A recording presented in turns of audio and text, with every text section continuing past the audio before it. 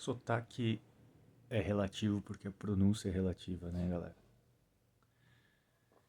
Deixar isso enfatizado e claro que sotaque é relativo, a gente ouve diferentes sotaques. Por quê? Somente porque é relativo.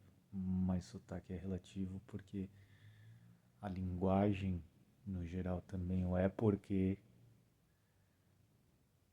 a cultura também o é, né? Já parou para refletir que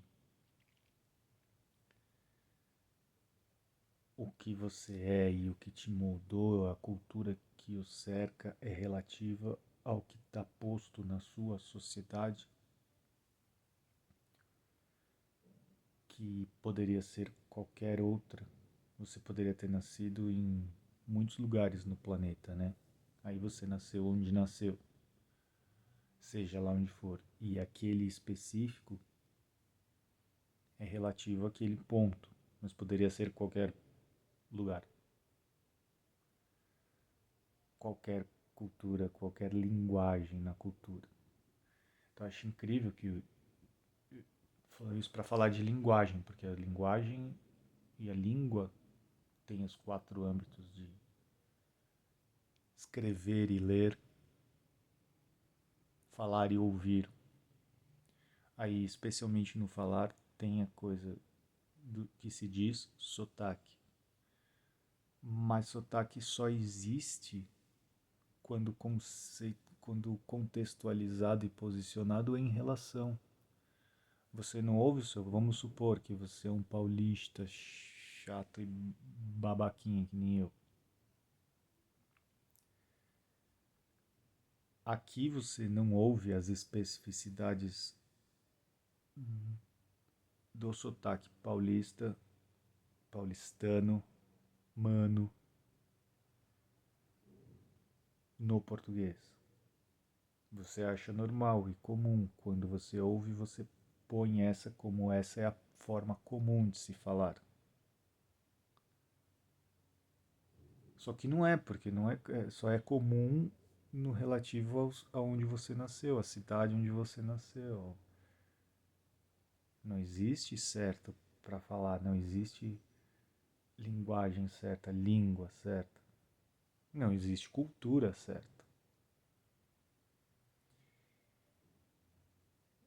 No fundo, não existe linguagem falar certa. Existe a especificidade de cada. Existe como cada pedaço fala.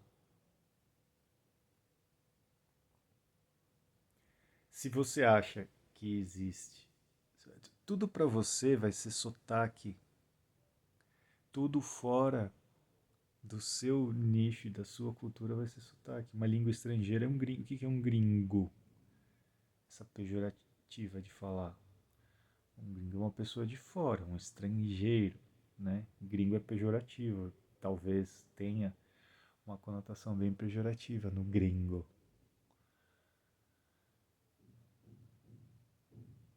Uma pessoa de fora é um ser humano que nasceu, cresceu e foi influenciado desde que saiu do útero da mãe de uma outra maneira diferente. E poderia ser qualquer uma. Já parou para pensar na relatividade que a cultura tem, que o falar tem, que tudo tem culturalmente? Que os fundos artísticos têm, que a tendência artística vai para um lado ou para outro de acordo com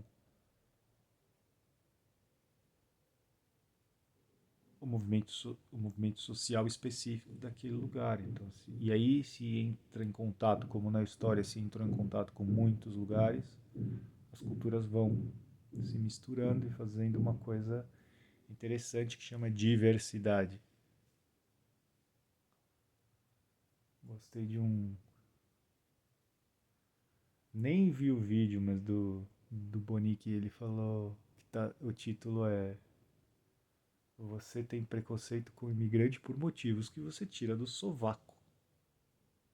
É o título lá do vídeo. Interessante. Se você gosta de diversidade, de um pensamento um pouco mais amplo, olhado de um outro prisma, né? Ele é um cara bem ativo, bem político até onde eu posso ver, mas está fazendo uma coisa impressionante, mostrando muita coisa interessante. Então você tira do sovaco. Que ele quer dizer brincando, né, com aquela gíria que ele não quis colocar, né, do tira de lá, né, do sovaco, tira do nada, porque você não sabe explicar. E por que você não sabe explicar? Porque você tira do nada e não sabe explicar. Porque é tudo que está posicionado fora da tua cultura e do teu jeito de falar, seja do teu sotaque. Eu acho o sotaque um exemplo perfeito para mostrar isso, né? Que a gente ri ou mesmo quando a gente, porque eu acho bonito muitos sotaques, né? O sotaque do Rio Grande do Sul é maravilhoso, o sotaque do nordestino é dá para apreciar muito assim de cada pedacinho, como se desenvolveu em cada pedacinho do Brasil. Aí a gente nasceu num lugar só e nós somos um ser só, nós não temos alcance dos 5.500, sei lá se são se é isso, né, municípios que existem hoje nesse Brasilzão.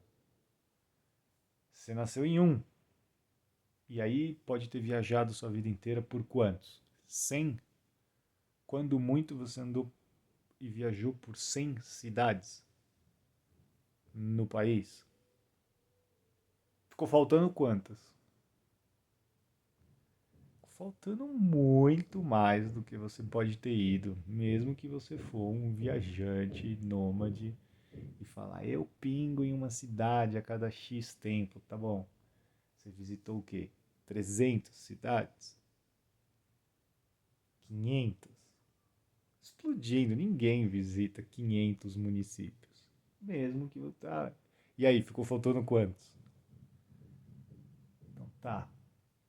Então você consegue perceber o que é história e o que é essa amplitude histórica que tem, que ninguém sozinho alcança, por isso que o estudo é valioso. Quando você fala de humanidades, você está falando isso. Esse pessoalzinho de humanas é um negócio chato, né? Esse pessoalzinho de humanas que insiste em mostrar pra gente que tem muito mais do que a gente pensa que tem. A gente precisa se esforçar para alcançar um pouco além do próprio umbigo, né? E eu comecei falando de linguagem, eu queria ficar nela, mas é mais sobre o processo do falar mesmo, né? Que dentro de uma língua tem falar e ouvir, ler e escrever. Mas eu queria me focar no falar. E por isso eu estava falando do sotaque, né? Mas aí, deixando um pouco o sotaque de lado, o que é falar, né? Quando a gente fala, a gente está colocando o pensamento, mexendo a língua, as cordas vocais em conjunto com a língua e expirando o ar, soltando o ar para fazer essa passagem pelas cordas vocais e tem tudo aí na laringe e que faz a delicadeza do processo de falar e se comunicar e que cria uma língua e pronúncia. Olha isso. Já parou para pensar no quão profundo é o processo de falar, né? Teve aquele meu outro vídeo sobre o alfabeto e a escrita, né? Escrever é incrível, ler e escrever é uma coisa incrível porque tem a arte, tem, né? Se não viu, vai lá ver, porque é incrível aquele vídeo. Eu achei interessantíssimo quando eu o fiz e eu posso dar continuidade se for do interesse. Mas escrever e ler é incrível, assim como falar e ouvir, né? Ouvir é uma coisa um pouco mais passiva e parece simples e tal, mas não é. O falar, o falar é uma coisa mais mais incrível assim, central. Nós estamos colocando a energia do pensamento. Olhem, por favor, olhem a profundidade disso. Você está colocando a energia do teu pensamento para movimentar o teu corpo todo, o teu corpo em conjunto com tudo aquilo que você sabe e aprendeu e tem na mente do que é a sua língua, de como te ensinaram a falar porta, bola e madeira. Toda essa energia para virar som, som sofisticado em forma de fonema. E aí tem uma língua, tem todos os fundos culturais embaixo da história daquela língua, e atrás dos fundos culturais da história daquela língua tem junto e talvez mais ampla a história de uma cultura. Lá no outro vídeo tá a escrita oriental no geral, né? Os kanjis, Nossa, o que é toda essa história cultural atrás da linguagem? E aqui eu estou no falar em específico, mas a escrita é maravilhosa e a arte por trás da escrita oriental que se fragmenta por toda a Ásia, o que é?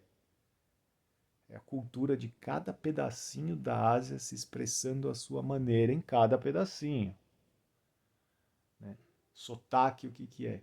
O jeito de falar se expressando em cada pedacinho do mundo, refletindo o jeito daquele pedacinho, daquela história, daquela cultura, daquela língua, daquela cultura.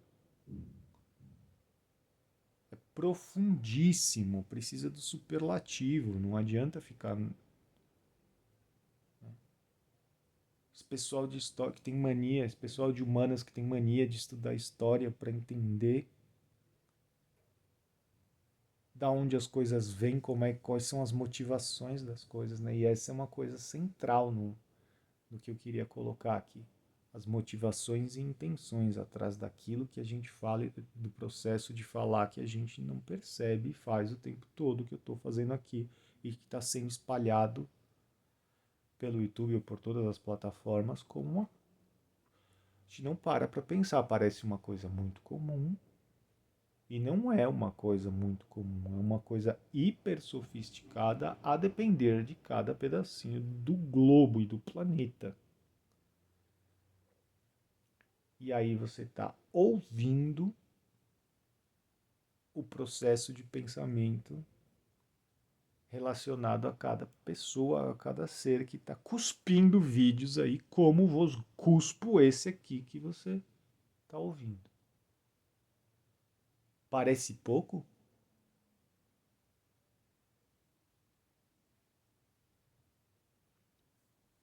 É muito importante que a gente olhe as intenções por trás, não só daquilo que a gente posta e faz como conteúdo, mas sobre aquilo que a gente fala. E tem meu vídeo sobre produção de conteúdo. Pode voltar lá e ver para entender o que eu quero dizer quando a gente tem que olhar a intenção por trás de tudo.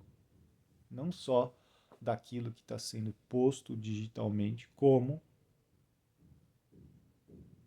tudo que a gente faz na vida é importante para você, você vai viver uma vida melhor e os outros vão viver uma vida melhor se você tiver atenção para perceber tudo que você fala, faz e realiza e colocar suas motivações em posições melhores, mais benéficas, com mais inteireza de intenção, de auxílio, de clareza para o outro, não de confundir o outro, como é muito feito na cultura, né? Tem uma confusão muito grande, porque as pessoas estão usando a confusão como um engajamento. Tem uma coisa tosca acontecendo, e a gente, porque aí a gente não usa a melhor parte, que é se engajar, termo horrível também, que é se comunicar e se relacionar por clareza, por tranquilidade, por clareza e tranquilidade já é maravilhoso que a gente não está conseguindo fazer, infelizmente, de maneira hegemônica. Assim, a gente está complicando mais e confundindo mais, porque a comunicação é cada vez mais confusa e no geral, né? Tem uma galera, e eu estou tentando fazer parte dela, né, que está tentando remar ao contrário, falar, não, chega de confundir, chega de confundir. Olha bem aí, nem 10 minutinhos olhando algum jornal, você já vê que está acontecendo um monte de... E aí é muito mais notícia negativa, porque gera um engajamento gerar engajamento pelo negativo, muito mais fácil, né? Pela raiva, pelo sofrimento, pela dor, que tem também, é outro assunto, mas é muito mais fácil gerar engajamento e pelo impacto, pelo choque, ou pela raiva, como se diz, né? Pelo ódio, pela raiva, do que pelo outro lado, de clareza e a gente falar daquilo que é humano de uma maneira mais humana e que a gente perceba melhor todo mundo e junto o que é isso que é mais humano para que a gente possa cada vez mais remar um pouquinho ao contrário disso que está sendo montado e tem uma crítica muito ao digital aí, porque o que está sendo montado no digital está sendo um desserviço para a humanidade, porque está montado em cima de confusão e mas é um outro assunto. Eu vou terminar aqui porque aí eu sei que esse pedacinho do fim dá o gancho, né? O digital está montado em cima de confusão, de indústria, de revoluções industriais, terceira, quarta e quinta. A terceira é fácil de falar, mas a quarta e a quinta a gente não consegue nem entender e nem falar e nem tem estudo por causa disso, porque a gente está vivendo. Eu acho que a gente está vivendo a quarta e a quinta e não consegue nem falar. A terceira foi fácil, né? Agora, o que aconteceu depois da terceira? Qual foi a quarta? E qual foi a quinta?